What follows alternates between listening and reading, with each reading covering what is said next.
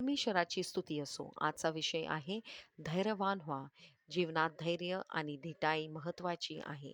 2 तिमोथेस 1:7 म्हणते, कारण देवाने आपल्याला भीतीचा आत्मा नाही तर सामर्थ्य, प्रेम आणि संयम मनाची आत्मा दिली आहे.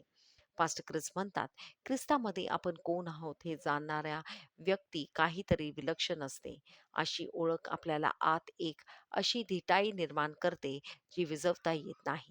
आपण कुठेही जा, आपण सन्मान, आत्मविश्वास आणि शांत सामर्थ्याने चालतात. आव्हान आली तरी आपण निर्भय राहतो, कारण तुमचा विश्वास देहावर नाही, तर देवाच्या आत्म्यावर असतो. विचार करा, प्रभू येशू पिलातासमोर उभा होता, तेव्हा ते घाबरला नव्हता. त्यांनी धैर्याने साक्ष दिली. तो नम्रतेचा प्रतीक होता, पण कधीही भीती किंवा गोंधळलेला नव्हता. हेच अधिकार राज्याचं चित्र आहे. शांत, खात्रीपूर्ण आणि अढळ. आणि हेच जीवन देवाने तुम्हाला दिले आहे. मला आठवतं, मी शाळेत असताना हुशार होतो, पण संकोची होतो. योग्य उत्तर माहिती असतानाही मी गप्प बसायचो. कमी माहिती असणारे पण धाडशी विद्यार्थी लक्ष वेधून घ्यायचे, कौतुक किंवा दुरुस्ती मिळवण्याचा. परंतु जेव्हा मी पवित्र आत्मा ग्रहण केला, माझ्यातील भीती निघून गेले आणि मी धैर्य माझ्या मनात भरले. मी निर्भय व धाडशी झालो. येशू नेतृत्वात जात असताना देवाने त्याला हीच गोष्ट सांगितली, फक्त तू धैर्यवान आणि अत्यंत शूर हो. शक्ती आणि धैर्य हे पर्याप्त नाही, ते अति आवश्यक आहे.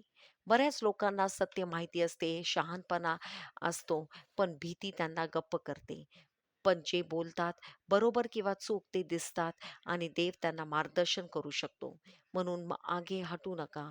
लोकांना अभिवादन करताना आत्मविश्वासाने करा. बोलताना स्पष्ट आणि धैर्याने बोला. धाडस म्हणजे अहंकार नाही, ते तुमच्यातील देवाच्या आत्म्याचा सामर्थ्याचा प्रतिबिंब आहे. ते नम्रते संतुलित करा, पण आपला ख्रिस्ताचे खरे राजदूत म्हणून चमकाल. प्रार्थना. मी ख्रिस्तामध्ये कोण आहे त्याची खात्रीने चालतो. मी धैर्याने बोलतो आणि देवाच्या करिता माझे आवाजाला महत्त्व देतो. मी नम्र राहतो, पण निर्भयपणे त्याचे सत्य घोषित करतो. मी भीती किंवा लज्जेने प्रभावित होत नाही, कारण सामर्थ्य, प्रेम आणि संयमी मनाची आत्मा माझ्यात कार्य आहे. मी जिथे जातो तिथे धैर्य, आत्मविश्वास आणि कृपेने चमकतो. माझ्यातील ख्रिस्ताची महिमा प्रकट करतो. धन्यवाद.